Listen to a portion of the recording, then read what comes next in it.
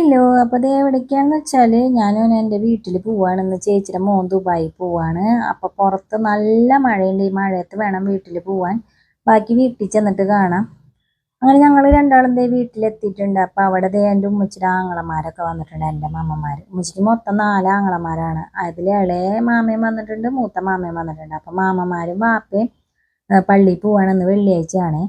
അപ്പോൾ ദേ അച്ചോടെ എന്തോ ലാപ്ടോപ്പിലൊക്കെ കുത്തിയിരുന്ന് എന്തോ ചെയ്യുന്നുണ്ട്. അവൾ വന്നിട്ടുണ്ട്.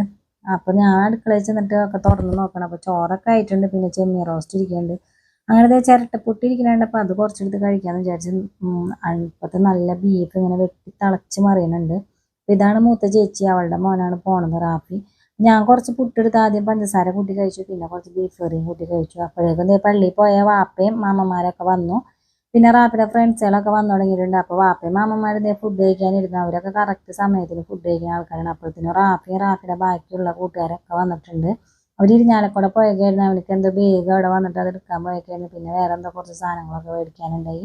അങ്ങനെ ദേ എല്ലാവരും കൂടെ ദേ ഫുഡ് കഴിക്കാനിരുന്നു. അപ്പോൾ ഇവനാണ് പോണത്, റാഫി. അപ്പോൾ ദേ അവൻ ഫുഡൊക്കെ എടുത്ത് കഴിക്കുന്നതിൻ്റെ ഇടയിൽ എല്ലാവർക്കും വാരിയൊക്കെ കൊടുത്ത്. അങ്ങനെ കുറച്ച് ഫ്രണ്ട്സുകളൊക്കെ അവനോട് യാത്ര പറഞ്ഞ് പോവുകയാണ്. അവരൊന്നും എയർപോർട്ടിൽ പോകണില്ല, കുറച്ച് പേരാ പോകണുള്ളൂ. അപ്പോൾ റാഫി ദേ റെഡിയാവുകയാണ് ഫുഡൊക്കെ കഴിച്ചിട്ട്. സാധനങ്ങളൊക്കെ പാക്കിംഗ് ഒക്കെ കഴിഞ്ഞു, പെട്ടിയൊക്കെ. അപ്പോൾ ദേ ഉമ്മാനെ കെട്ടിപ്പിടിച്ച് ദേ കരച്ചിലൊക്കെ തുടങ്ങി. ആദ്യം കരയണ്ടെന്നൊക്കെ പറഞ്ഞ റാഫിനെ പിന്നെ കരച്ചിലായി.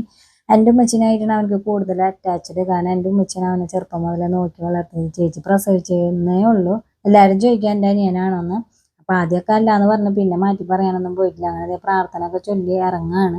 എൻ്റെ ഉമ്മച്ചിയുടെ ഇളയ ആങ്ങള ഈ അറബിയുടെ കുപ്പായിട്ട് നിൽക്കുന്നത്, ആൾ ഉസ്താദാണ്. അങ്ങനെ ദേ ഞങ്ങൾക്ക് ഈ പ്രാർത്ഥന ചൊല്ലുന്ന ഒരു ചടങ്ങൊക്കെ ഉണ്ട്. അപ്പോൾ അതൊക്കെ കഴിഞ്ഞ് റാഫി എല്ലാവരോടും യാത്ര പറഞ്ഞ് കെട്ടിപ്പിടിക്കലൊക്കെ കഴിഞ്ഞിട്ട് ദേ ഇറങ്ങാണ്.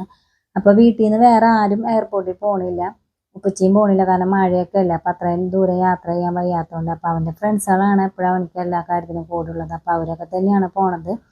അങ്ങനെ ദേ അവരങ്ങോട്ട് പോയി. അത് കഴിഞ്ഞ് ഞാനും എന്തേ നേരെ വീട്ടിലേക്ക് പോരാൻ ഒരുങ്ങി. കിട്ടാവുന്നതൊക്കെ കയ്യിൽ വാരി എടുത്തിട്ടുണ്ട്, കുറച്ച് ബീഫ് കറിയും സാധനങ്ങളൊക്കെ. അപ്പോൾ ഇന്നത്തെ വീഡിയോ ഇത്രയുള്ള. അടുത്ത വീഡിയോയിൽ കാണുന്നത് വരെയും ബായ്.